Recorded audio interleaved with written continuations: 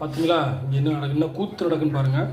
இது என்னது கருப்பு கவுனி, பாசிப்பருப்பு, அப்புறம் பூண்டு, வேற என்ன பார்க்கறதுக்குள்ள சீரகம். சீரகத்தை கிரக மாதிரி சொல்கிறேன்.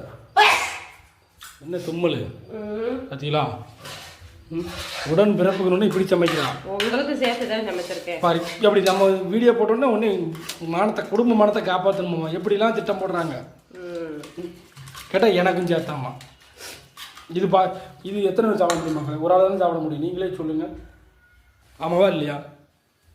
இன்னும் லுக்கு தெரியாமல் போய் சொல்லிட்டு அப்படிங்கிறீங்களா? ஓட்டு ஒன்றும் பிரச்சனை இல்லை.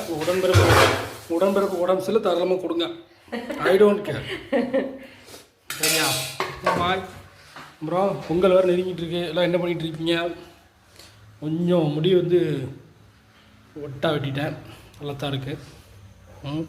சரி, ஓகே, அப்போ சந்திப்போம்.